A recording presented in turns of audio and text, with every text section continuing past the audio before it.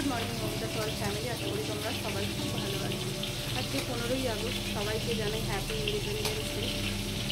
আর কোথাও যেন independence day বলতে গিয়ে না মুখে খুব বাধো বাধো লাগে। এখন তো আমাদের সত্যি কোনো স্বাধীনতা আসেনি, তা না হলে আর্থিকরের মতো ঘটনাটা ঘটতো না।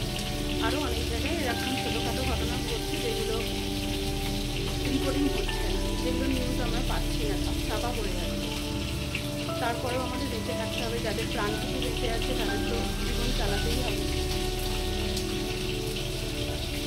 তো যাই হোক, রান্নাটা আমি কমপ্লিট করে আজকে স্কুলে যাবো। মুনিয়ার স্কুলে তো 15ই আগস্টের সায়েন্স এক্সিবিশান হচ্ছে, তো সেই কারণে স্কুলে যাব। তাড়াতাড়ি রান্নাটা করে নিচ্ছি, পরে দেখা হচ্ছে।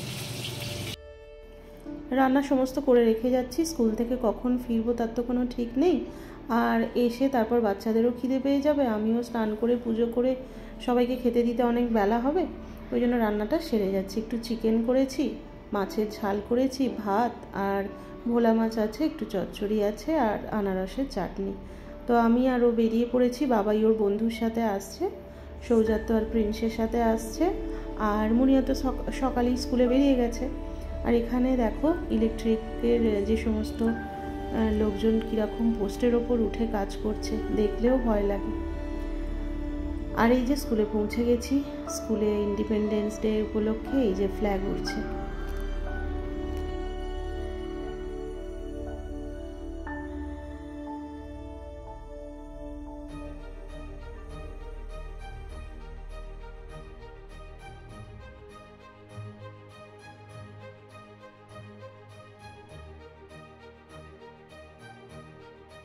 চলো, স্কুলে তো পৌঁছে গেছি, আর স্কুলের ভিতরে যাই, দেখি ওদের প্রজেক্টগুলো কীরকম হয়েছে।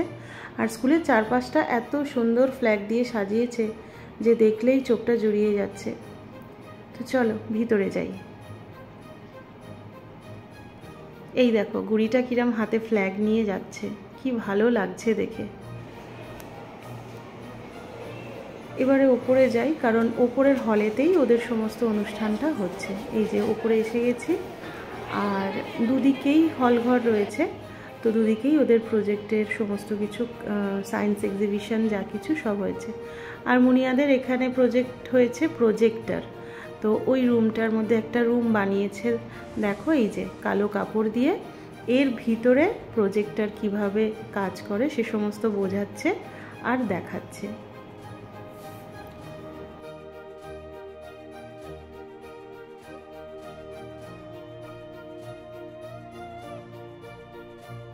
সমস্ত স্যার ম্যামেদের সাথেও দেখা হচ্ছে। আর এই যে হচ্ছে মনোজ স্যারিনী, বাবাইদের অ্যাকাউন্টেন্সি স্যার। তো যতবার আসি ততবার বাবাইয়ের সম্পর্কে এত উনি প্রশংসা করেন, ওর ড্রয়িং নিয়ে খুব ভালো লাগে মা হিসেবে শুনতে। তো ওর সাথে স্যার কথা বলছেন। আর এই যে বাবাই এসে গেছে, বোন কি সায়েন্স প্রজেক্ট করেছে সায়েন্স এক্সিবিশনের জন্য সেটা দেখার জন্য। আর এই যে মুনিয়া ওকে রুমে নিয়ে যাচ্ছে, যে কি প্রজেক্ট করছে সেটা দেখাবে। তো চলো ওই দিকটা একটু ঘুরে আসি।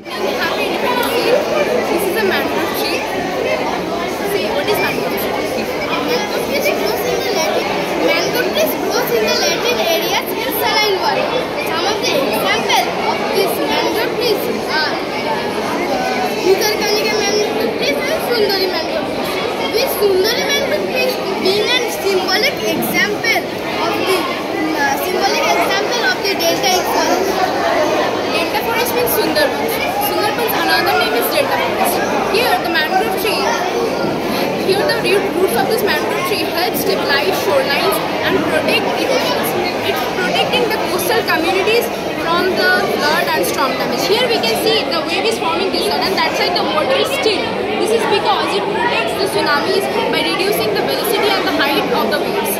So it distributes the water to the canals and the creeks, and thus decreasing the level of the inundations. Thank you, ma'am.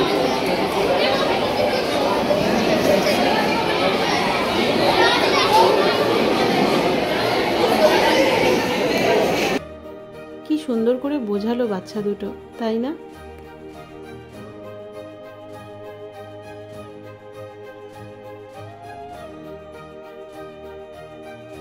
বাচ্চাটা এখন বোঝাচ্ছে আমাদের ডাইজেস্টিভ সিস্টেম কিভাবে কাজ করে।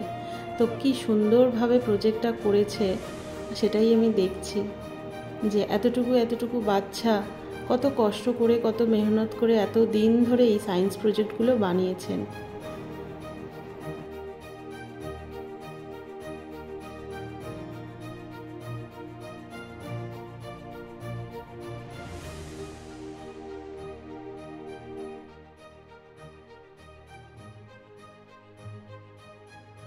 আর এই প্রজেক্টটা দেখো, এটা আমার ভীষণ ভালো লেগেছে।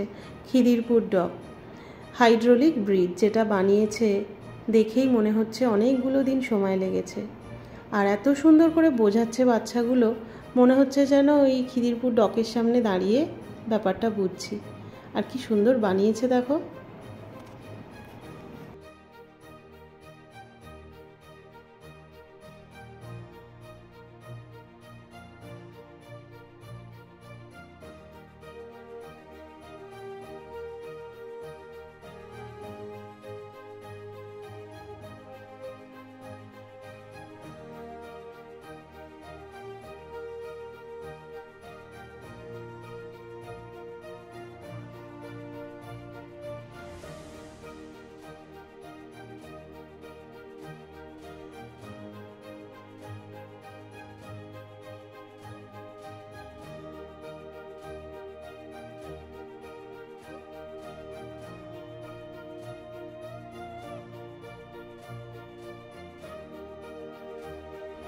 এই যে প্রজেক্টটা করেছে দেখছো, এটার কথা একটু বলি। জলমগ্ন রানীগঞ্জের মহাবীর খনি থেকে অভিনব উপায়ে লোহার ক্যাপসুলে খনিতে নেমে 65 জন শ্রমিককে উদ্ধার করেছিলেন খনি ইঞ্জিনিয়ার যশবন্ত সিং গিল। গিল সাহেবের সেই অপারেশন নিয়েই নির্মিত হয়েছে ছবি অপারেশন রানীগঞ্জ। মুভিটা আমি দেখেছি, তো যারা দেখোনি তারা মুভিটা দেখতে পারো। পুরো যে ঘটনাটা চোখের সামনে একদম প্রস্ফুটিত হয়ে যাবে।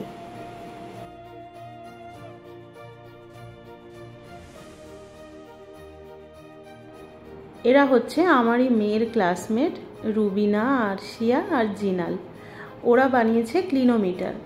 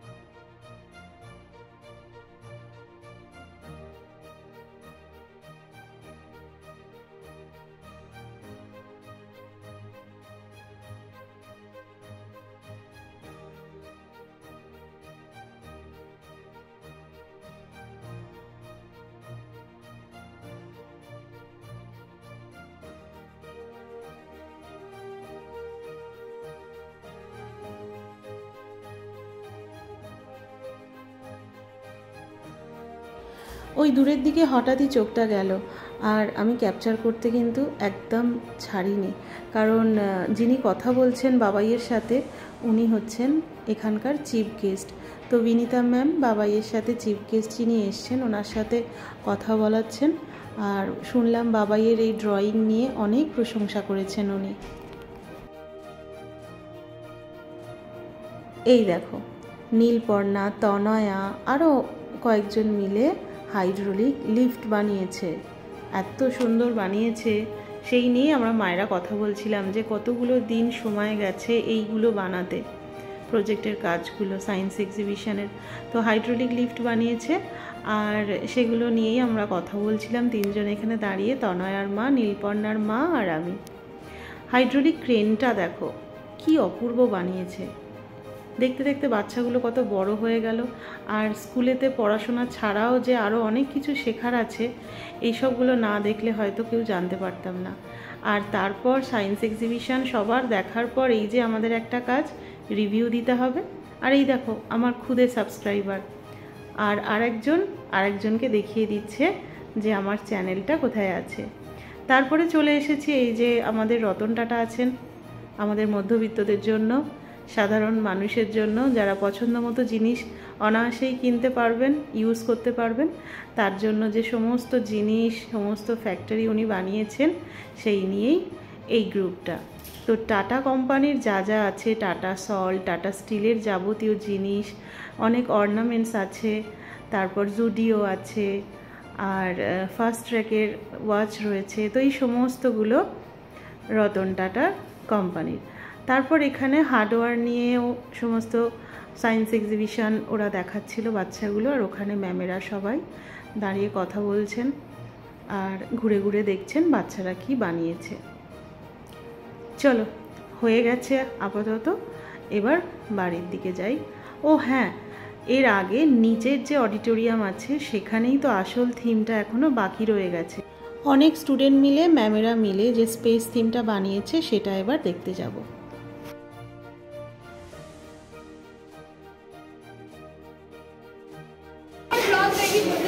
Thank you. হ্যাঁ, মা বলেছে।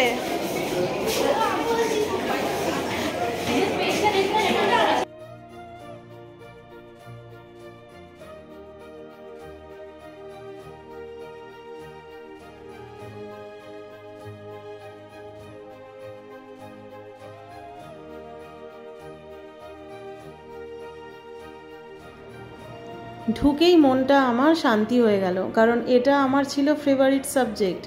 জিওগ্রাফিতে আমি এই গ্রহ নক্ষত্র এগুলো নিয়ে পড়তে খুব ভালোবাসতাম, আমার খুব প্রিয় বিষয় ছিল।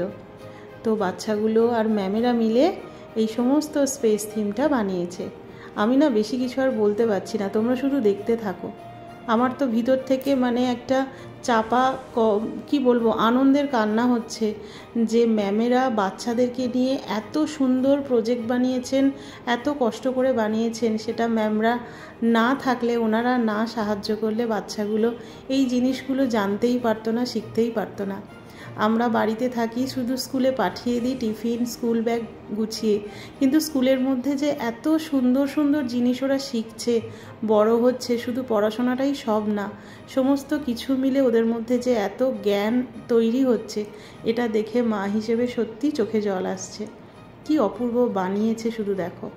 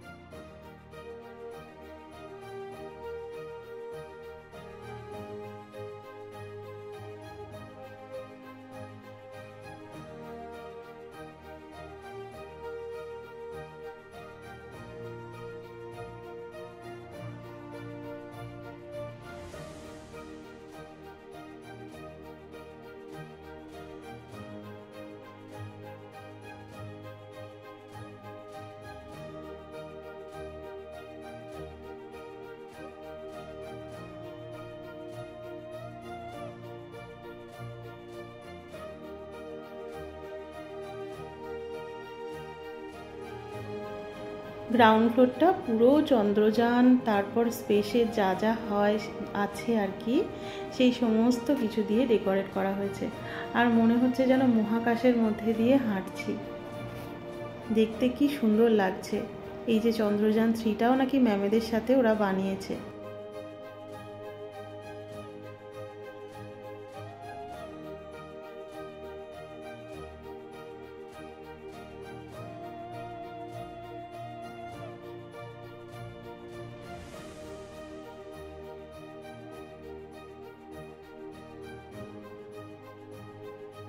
চলো তোমাদেরকে এবার ওই দিকটা ঘুরে দেখাই।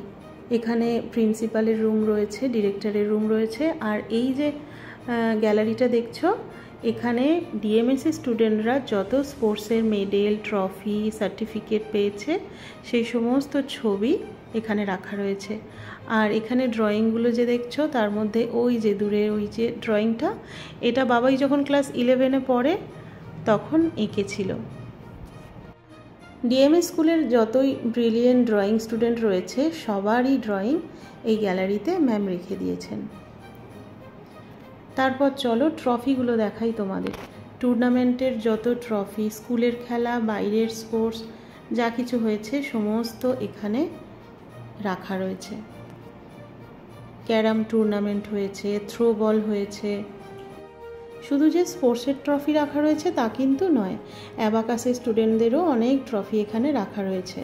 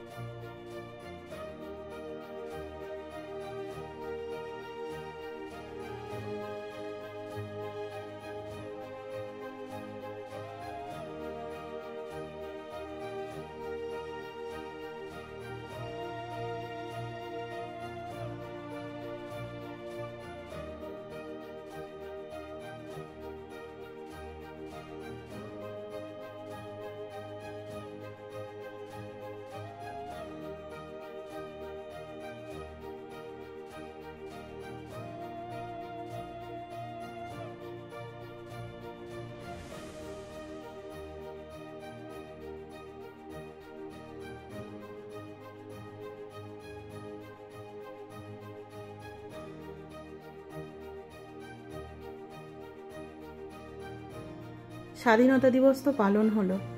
স্বাধীন ভারতে প্রত্যেকটা মেয়ে যেন ঝাঁসি রানীর মতো তৈরি হয়। আর আমরা মায়েরা যাদের আমাদের ছেলে সন্তানও রয়েছে, তারা ছেলেদেরকে এমনভাবে মানুষ করুক যেন তারা মানুষের মতো মানুষ হয়, তাদের মধ্যে মনুষ্যত্ব বোধটুকু তৈরি হয়। আমি তো আমার ছেলেকে সেই শিক্ষাই দেব। আজকের স্বাধীনতা দিবসের ব্লগ এখানেই শেষ করছি। দেখা হচ্ছে পরবর্তী আরেকটা ব্লগের সাথে। ততক্ষণের জন্য খুব ভালো থেকো, সুস্থ থেকো আর সবাইকে ভালো রেখো। আমার চ্যানেলে যারা নতুন, যারা এখনও চ্যানেলটাকে সাবস্ক্রাইব করোনি, তারা প্লিজ আমার চ্যানেলটাকে সাবস্ক্রাইব করে আমার পাশে থেকো আর নোটিফিকেশান পাওয়ার জন্য বেল আইকনটা প্রেস করে দিও।